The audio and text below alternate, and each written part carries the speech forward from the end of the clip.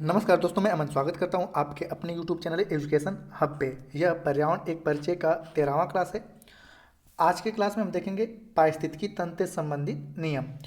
इससे पहले हम लोग पारिस्थितिकी को देख चुके हैं, पारिस्थितिकी, और साथ ही साथ हम लोगों ने देख रखे हैं पारिस्थितिकी तंत्र की विशेषता।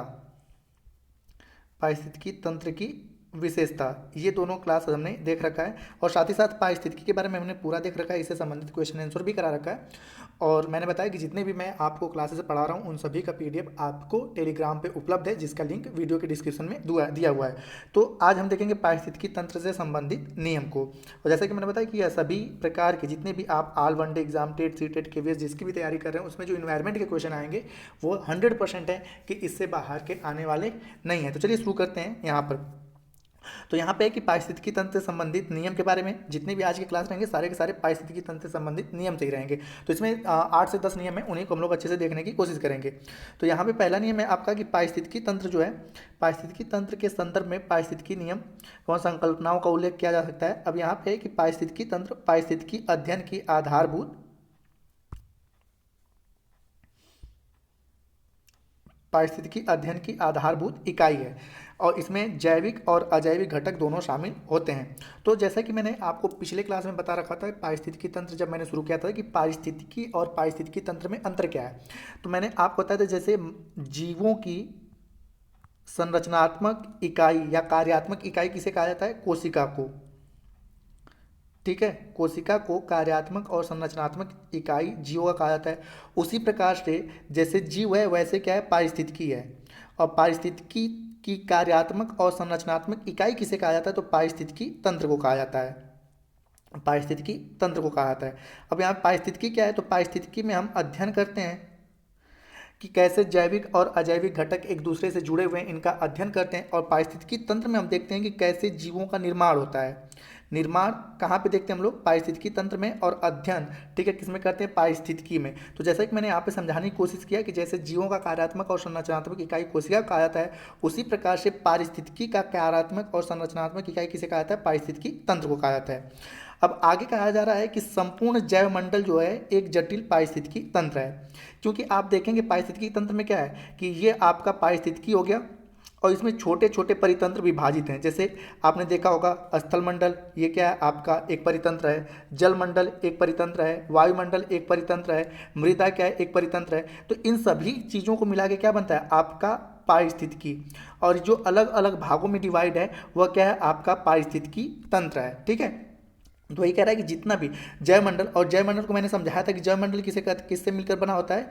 तो यहाँ पे मैंने बताया था कि ये आपका जलमंडल हो गया, ये आपका स्थल मंडल हो गया, और ये आपका हो गया वायुमंडल। और ये तीनों जहाँ पे मिलते हैं ठीक है, इसी स्थान को हम क्या कर लेते हैं, जयमंडल। तो जो पूरा आपका जयमंडल है वह एक जटिल पारिस्थितिकी तंत्र है। ठीक है, यह एक जटिल पारिस्थितिकी तंत्र है। अब आगे समझते हैं कि अगला कह रहा है कि पारिस्थितिकी तंत्र एक महत्वपूर्ण नियम एकरूपतावाद के नियम पर कार्य करता है। अब यहाँ पे है क्या कि एकरूपतावाद का नियम क्या है। अब यहाँ पे आपको बताते हैं कि जैसे प्राचीन काल में आपने देखा होगा कि एनर्जी का सोर्स क्या था, सूर्य था। ठीक है, पहले भी हम लोग एनर्जी के सोर्स के रूप में किसका प्रयोग करते थे, सूर्य का। अच्छा, मध्यवर्ती या आज के समय में भी एनर्जी का मुख्य स्रोत क्या है, सूर्य है। आने वाले समय में भी एनर्जी का मुख्य स्रोत क्या रहेगा, सूर्य। और सूर्य के बाद हमारे पास एनर्जी का पहले भी दूसरा स्रोत क्या हुआ करता था, पेड़ पौधे हुआ करते थे। अभी भी क्या है, पेड़ पौधे ही हैं। और आने वाले समय में भी एनर्जी के रूप में हम किसका प्रयोग करेंगे, पेड़ पौधे का। ठीक है, तो यहाँ पे कह रहा है कि पारिस्थितिकी तंत्र एक महत्वपूर्ण नियम एकरूपतावाद के नियम पे कार्य करता है। अर्थात ऊर्जा का जो आपका मतलब कि ऊर्जा के जो सोर्स कल थे वह आज भी हैं, और आने वाले समय में भी ऊर्जा के सोर्स यही रहेंगे। अब ऐसा नहीं है कि आने वाले समय में सूर्य समाप्त हो जाएगा या आने वाले समय में पेड़ पौधे समाप्त हो जाएंगे। अगर केवल इसकी कमी होगी तो परिणाम, तीव्रता और आवृत्ति, मतलब कि आपने देखा होगा जितनी अधिक मात्रा में पहले पेड़ पौधे थे, जीव जंतु थे, ठीक है, ये अब क्या है, कम होते जा रहे हैं, और आने वाले समय में और कम हो जाएंगे।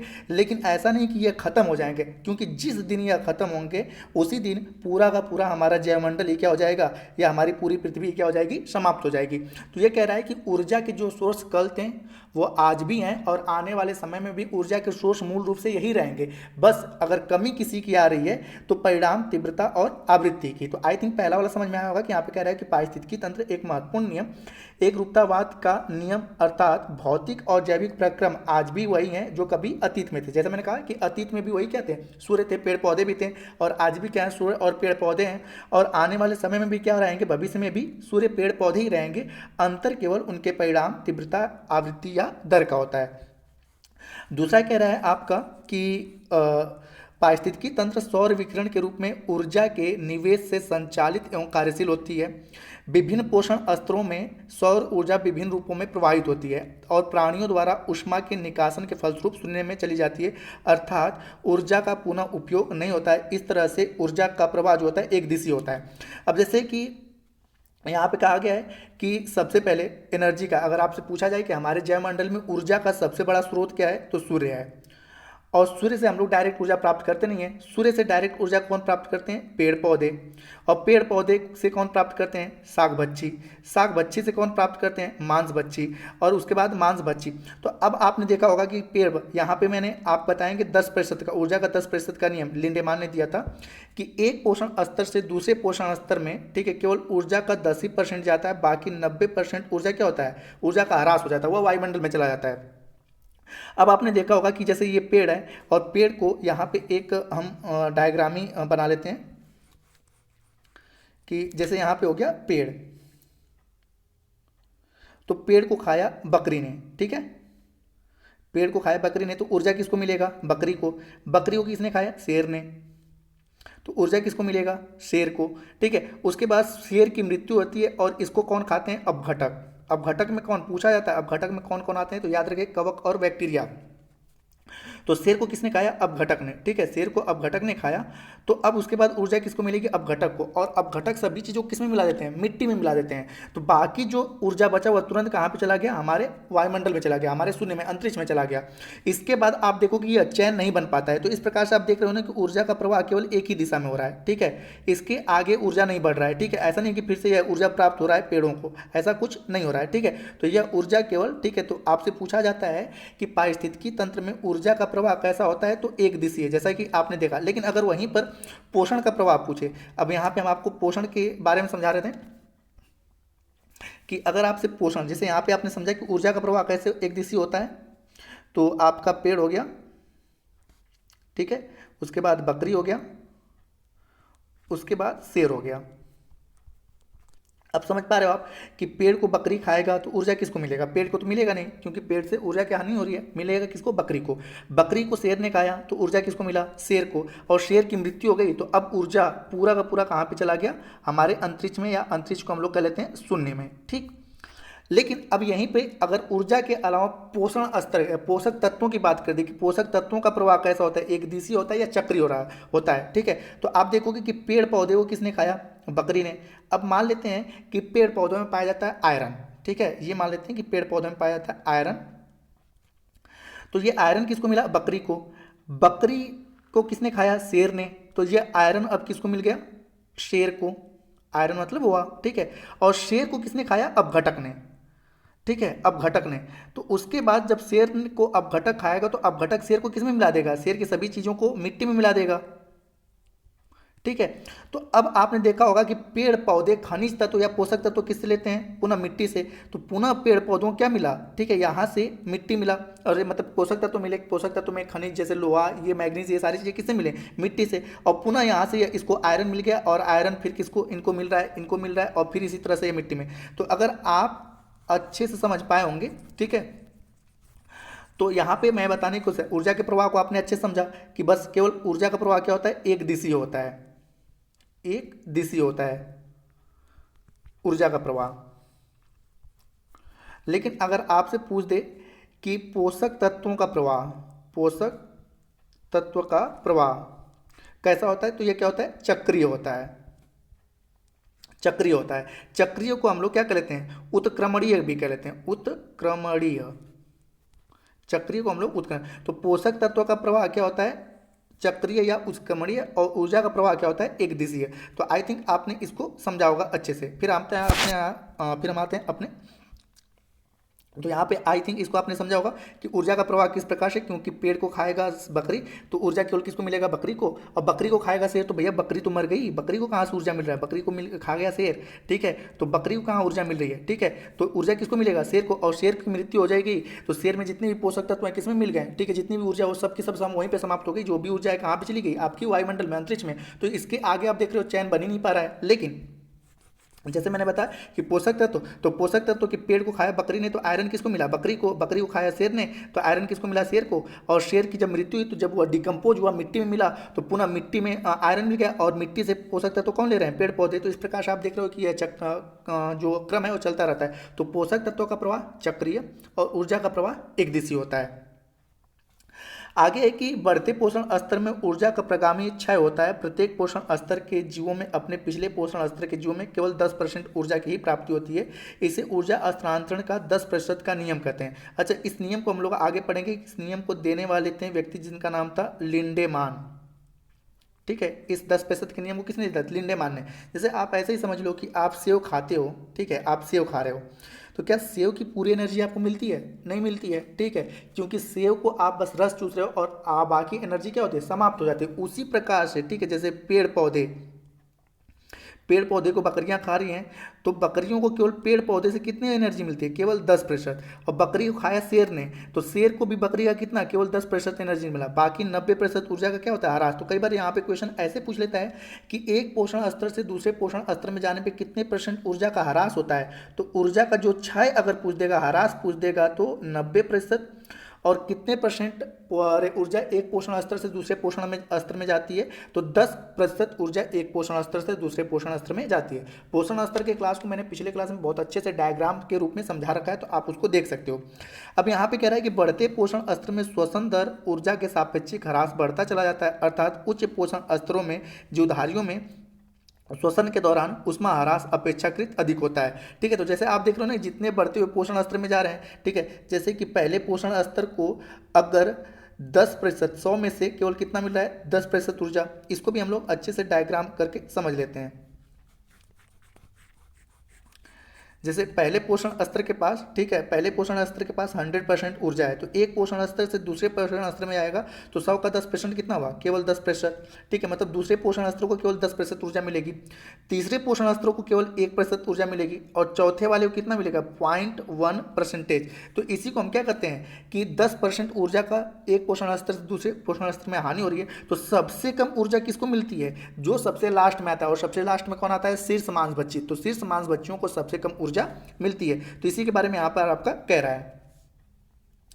आगे, किसी निश्चित पोषण स्तर की जीव और ऊर्जा के मौलिक स्रोतों के बीच जितनी दूरी बढ़ती है, उन जीवों की एक ही पोषण स्तर पर आहार की निर्भरता की उतनी ही कमी आती है।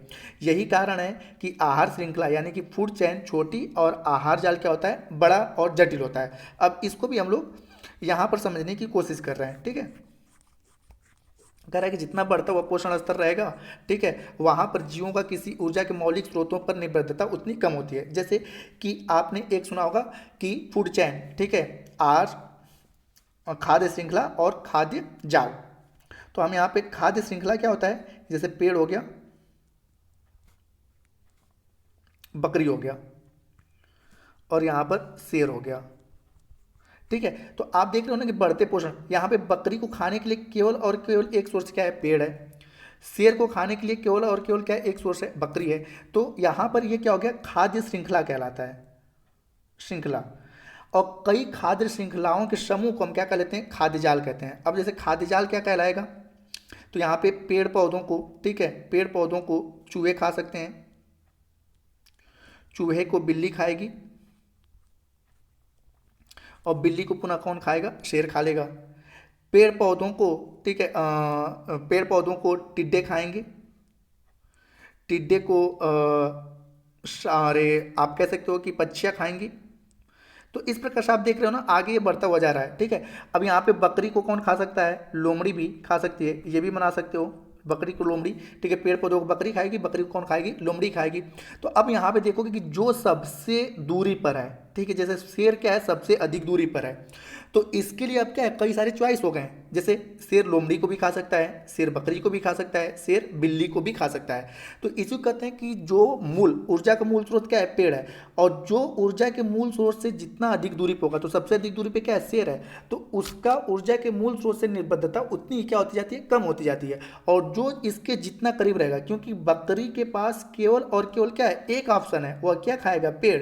लेकिन लोमड़ी के पास भी ऑप्शन है, वह किसको खा सकता है, चूहे को खा सकता है। लोमड़ी के पास भी ऑप्शन है, वह किसको खा सकता है, बिल्ली को खा सकता है, ठीक है। तो इसी चीज को यहां पर समझाने की कोशिश किया गया है कि किसी निश्चित पोषण स्तर के जीव और ऊर्जा के मौलिक स्रोतों के बीच जितनी दूरी पड़ती है, उन जीवों की एक ही पोषण स्तर पर आहार के लिए निबद्धता की उतनी ही कमी आती है। जैसे कि आपने देखा होगा कि अब शेर केवल बकरी नहीं खा सकता है, ठीक है, लोमड़ी भी खा सकता है, बकरी भी खा सकता है, बिल्ली भी खा सकता है, कमी आती है। इसीलिए फूड चेन जो है, आहार श्रृंखला छोटी और आहार जाल क्या होता है, बड़ा।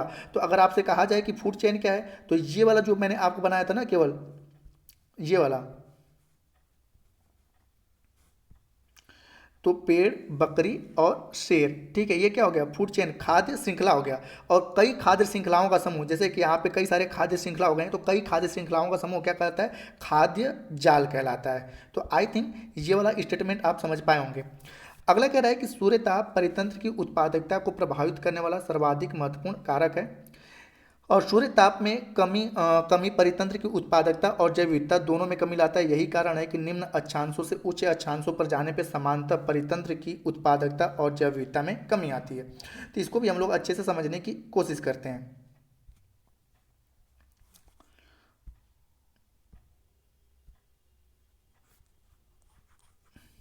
तो जैसे कह रहा है कि आपको अगर पूछा जाए समान रूप से कि हमारे जयमंडल में या पृथ्वी पर ऊर्जा का सबसे बड़ा स्रोत क्या है, तो आपका केवल और केवल एक आंसर रहेगा, सूर्य, ठीक है। अब आपने देखा होगा, अगर आपने ग्लोब पढ़ा होगा, तो ग्लोब में क्या है कि यह भूमध्य रेखा है, ठीक है, ये कर्क रेखा है, और ये मकर रेखा है, उसके बाद यह उत्तरी ध्रुव वृत्त है, और ये दक्षिणी ध्रुव वृत्त है, ठीक है। तो आप देखोगे सूर्य की जो लंबवत किरणें होती हैं, कर्क रेखा से मकर रेखा के बीच में विचलन करती है, अर्थात सूर्य का सबसे अधिक प्रकाश कहाँ पे पड़ता है, कर्क रेखा और मकर रेखा के बीच में, और जिसके कारण सबसे अधिक पूरे विश्व में बायोडाइवर्सिटी कहाँ पर पाई जाती है, सबसे अधिक जीव जंतु कहाँ पाए जाते हैं, इन्हीं के बीच में। अब आप देखोगे कि जीरो है, ये 0 डिग्री है, यहाँ पे 90 डिग्री है, तो इसे हम निम्न अक्षांश कहते हैं और इसे उच्च अक्षांश कहते हैं। तो 0 डिग्री से जब 90 डिग्री की ओर बढ़ेंगे ना, तो आपने देखा होगा ना कि जैसे ध्रुवों पर हम बोला जाता है ना कि ध्रुवों पर क्या होता है, 6 महीने का दिन और 6 महीने की रात, अर्थात ध्रुवों पर सूर्य पहुंचता ही नहीं है। और आपने देखा होगा कि पूरे दोनों उत्तरी और दक्षिणी ध्रुव पर पूरे के पूरे क्या भरे पड़े हैं, बर्फ भरे पड़े हैं, ठीक है, क्योंकि वहां पे सूर्य की ऊर्जा पहुंचती नहीं। जब सूर्य की ऊर्जा पहुंचती नहीं है, तो वहां पर मैंने बताया कि पृथ्वी पर ऊर्जा का सबसे बड़ा स्रोत क्या है, सूर्य है। तो जब ऊर्जा मिल ही नहीं रहा है, तो यहाँ पर किसी प्रकार का परितंत्र या पेड़ पौधे या जीवों की क्या होती है, कमी। जहाँ पर सबसे अधिक सूर्य की ऊर्जा पाई जाएगी, वहाँ पर सबसे अधिक बायोडाइवर्सिटी पाई जाएगी। अब इसको ऐसे नहीं तो और सामान्य भाषा में पढ़ लेते हैं। जैसे कि वर्तमान समय में हमारे उत्तर भारत में ठीक ठाक ठंडी पड़ रही है, ठंडी के बाद पड़ती है गर्मी, ठीक है। तो देखते हो जब गर्मी पड़ती है तो बहुत खूब सारा उमस हमारे वायुमंडल में हो जाता है, और गर्मी के जस्ट बाद क्या होता है, बरसात। अर्थात गर्मी जब तक खूब अच्छी या खासी उमस नहीं होती है, तब तक बरसात नहीं होती है। और जैसे ही बरसात होती है, आपने देखा होगा हमारे यहाँ विभिन्न प्रकार के जीव जंतुओं की अधिकता हो जाती है, छोटे मोटे कीड़े मकोड़े आ जाते हैं, और जितने भी पादप होते हैं उनमें ठीक ठाक क्या होता है, ग्रोथ हो जाता है। रीजन क्या है, क्योंकि गर्मी हुई, और गर्मी के कारण क्या हुआ, हमारे यहाँ बरसात हुआ। तो गर्मी का मुख्य कारण क्या है, सूर्य। तो यहाँ पे इसलिए कहा जाता है कि हमारे परितंत्र में ऊर्जा का सबसे बड़ा स्रोत क्या है, सूर्य है। और सूर्य सबसे अधिक कहाँ पर चमकता है, यहाँ पर, ठीक है, कर्क रेखा से मकर रेखा के बीच में। इसलिए पृथ्वी पर सबसे अधिक बायोडाइवर्सिटी अगर आपसे पूछ दिया जाए, तो भूमध्य रेखा की पेटी में। अगर आपसे पूछा जाए कि पृथ्वी पर सबसे अधिक जैव विविधता कहाँ पर पाई जाती है, तो भूमध्य रेखा की पेटी में। पूरे विश्व में अगर किसी देश का नाम पूछ दे, तो आप देश का नाम लोगे ब्राजील, कि सबसे अधिक जैव विविधता किस देश में पाई जाती है, ब्राजील। और भारत में पूछा जाए कि सबसे अधिक जैव विविधता किस राज्य में पाई जाती है, तो आप राज्य का नाम लोगे केरल, और तट का नाम पूछ दे तो मालाबार तट या पश्चिमी घाट, भारत में सबसे अधिक, ठीक है। अगर आपसे पूछा जाए, अगर पूरे विश्व में पूछा जाए, तो भूमध्य रेखा की पेटी। देश का नाम पूछे, ब्राजील। राज्य का नाम पूछे केरल, ठीक है, और ऐसे आप मालाबार तट या पश्चिमी घाट कह सकते हैं, या आप साइलेंट वैली का नाम, केरल में आपने सुना होगा साइलेंट वैली, तो साइलेंट वैली का नाम ले सकते हैं। तो यहाँ पर इसी ऑप्शन को यहाँ पे कह रहा है कि हमारी परितंत्र की उत्पादकता को सबसे अधिक प्रभावित कौन करता है? सूर्य। और सूर्य का जहाँ पर सबसे अधिक प्रकाश पड़ता है वहाँ पर सबसे अधिक बायोडाइवर्सिटी पाई जाती है। इसीलिए निम्न अक्षांश मतलब कि भूमध्य रेखा से ध्रुवों की ओर जाने पर बायोडाइवर्सिटी क्या होगी? कम, क्योंकि सूर्य का प्रकाश क्या हो रहा है? कम होता जा रहा है, तो बायोडाइवर्सिटी भी क्या होगी? कम। और अगर वो इसी चीज को आपसे पूछ दे कि ध्रुवों से भूमध्य रेखा की ओर आने पर, तो ध्रुवों से आप भूमध्य रेखा की ओर आओगे ना, तो सूर्य का प्रकाश क्या होता जाता है? बढ़ता जाता है, तो बायोडाइवर्सिटी या जैव विविधता क्या होता है? बढ़ता है। तो दोनों को याद रखिएगा कि यहाँ पर लिखा गया है कि उच्च अक्षांशों, निम्न अक्षांशों से उच्च अक्षांश, यानी कि 0 डिग्री से अगर आप 90 डिग्री की ओर जा रहे हैं तो परितंत्र की उत्पादकता और जैव विविधता में क्या होगी? कमी आएगी। और वही 90 डिग्री से 0 डिग्री की ओर आ रहे हैं, मतलब उच्च अक्षांशों से भूमध्य रेखा की ओर आ रहे हैं, तो जैव विविधता क्या हो जाएगी? बढ़ेगी। ठीक है, अब आगे बढ़ते हैं। आगे लिखा गया इसके अलावा परितंत्र की उत्पादकता को कुछ अजैविक कारक, मतलब जैसे वर्षा की मात्रा, मिट्टी की प्रकृति, जलवायु तथा रासायनिक कारक में पोषक तत्वों की उपलब्धता भी प्रभावित करते हैं। मतलब कहीं वर्षा नहीं हो रहा है, कहीं पर मिट्टी सही नहीं है, जलवायु या कहीं पे मिट्टी में पोषक तत्वों की कमी है, तो ये भी क्या करता है कि उत्पादकता को प्रभावित करता है। आगे कह रहा है कि परितंत्र स्थिरता समस्थिति कार्यान्वयन द्वारा बनी रहती है, अर्थात परितंत्र में होने वाला कोई भी अवांछनीय परिवर्तन प्रकृति द्वारा स्वतः समायोजित कर लिया जाता है। जैसे कि हम कोरोना काल को ही देख सकते हैं, ठीक है, तो यहाँ पे कह रहा है कि प्रकृति अपने आप को मेंटेन कर लेती है, कि अगर कोई भी परिवर्तन चीज़ें हुआ, ठीक है, और उसके अनुरूप वो चीज़ें नहीं होता है, तो अपने आप को क्या कर लेती है? मेंटेन कर लेती है। ठीक है, जैसे कोई भी अगर बहुत ज़्यादा प्रकृति से कोई खिलवाड़ कर रहा है, तो आप देखोगे कि प्रकृति ऐसा कुछ कार्य करती है कि वहाँ की पूरी जो भी खिलवाड़ करने वाले प्रकृति से, तो वह सभी लोग खत्म हो जाते हैं और प्रकृति अपने आप को मेंटेन करती है। जैसे सबसे अच्छा सिंधु घाटी सभ्यता देख लो, या जितनी भी डायनेस्टियाँ हैं, सभी को नष्ट करने वाली कौन है? प्रकृति है। ठीक है, क्योंकि प्रकृति के साथ अगर आप खिलवाड़ करोगे तो प्रकृति आपको छोड़ने वाली नहीं है। जैसे कोरोना काल वर्तमान समय का सबसे अच्छा एग्जाम्पल है कि मनुष्य को ये लग रहा था कि हमसे बढ़कर कोई नहीं है, तो उसके बाद हम मनुष्य ने मन चाहा, ठीक है, प्रकृति से क्या किया? खिलवाड़ किया। उसके बाद एक ही बार कोरोना काल आया और सभी चीज़ों को मेंटेन करके चली गई। तो इसी चीज़ को कह रहा है कि परितंत्र में होने वाला कोई भी अवांछनीय परिवर्तन प्रकृति द्वारा स्वतः समायोजित कर लिया जाता है। और प्रकृति परितंत्र जब किसी अवांछनीय परिवर्तन या मानवीय गतिविधियों को समायोजित नहीं कर पाती है, तो परितंत्र में अस्थिरता उत्पन्न होती है। जैसे आपने देखा होगा कि जब प्रकृति नहीं कर पाती है, जैसे कि लोग बाग ठीक ठाक पेड़ पौधों की कटाई कर रहे हैं और प्रकृति ऑक्सीजन की पूर्ति नहीं कर पाती है, तो क्या होती है? उसी समय क्या होती है? परितंत्र में अस्थिरता आती है। और जैसे कि जनसंख्या में ठीक ठाक वृद्धि हो रही है, लेकिन उसके बाद खाद्यान्न में क्या हो जाती है? कमी हो जाएगी, क्योंकि जनसंख्या में वृद्धि होगी तो खाद्यान्न में कमी होगी। तो या तो जनसंख्या को कम करो या तो खाद्यान्न को बढ़ाओ। तो इन्हीं सारी चीज़ों को जब प्रकृति मेंटेन नहीं कर पाती है, तो क्या होता है? परितंत्र में अस्थिरता उत्पन्न हो जाती है। और आज के सेशन का लास्ट स्टेटमेंट है कि पारिस्थितिकी तंत्र के अध्ययन का अंतिम उद्देश्य जैव विविधता की समृद्धि, परितंत्र की स्थिरता, परितंत्र संसाधनों का संरक्षण एवं परिरक्षण है। कि अगर आपसे पूछा जाए कि बायोडाइवर्सिटी या परितंत्र का, पारिस्थितिकी तंत्र का अध्ययन क्यों करते हैं, तो हमें क्या करना है? जैव विविधता की समृद्धि करना है, बढ़ाना है, और परितंत्र की स्थिरता और परितंत्र संसाधनों का संरक्षण या परिरक्षण करना है। अन्यथा आने वाले समय में ऐसे ही कई सारे कोरोना काल जैसे या कोरोना जैसे वायरस आएंगे और प्रकृति इसी प्रकार से अपने आप को मेंटेन करेगी और लोग बाग हताहत होंगे। तो मैं उम्मीद करता हूं कि ये भी सेशन आप लोगों को पसंद आया होगा और आप ऐसे ही मेरे साथ जुड़े रहेंगे। और दोस्तों, मैंने पहले भी कह रखा है कि अगर आपको पीडीएफ प्राप्त करना है तो आप हमारे टेलीग्राम से जुड़ सकते हैं, जिसका लिंक वीडियो के डिस्क्रिप्शन में दिया हुआ है। तो वीडियो के अंत तक बने रहने के लिए धन्यवाद। मिलते हैं जल्दी नेक्स्ट वीडियो में।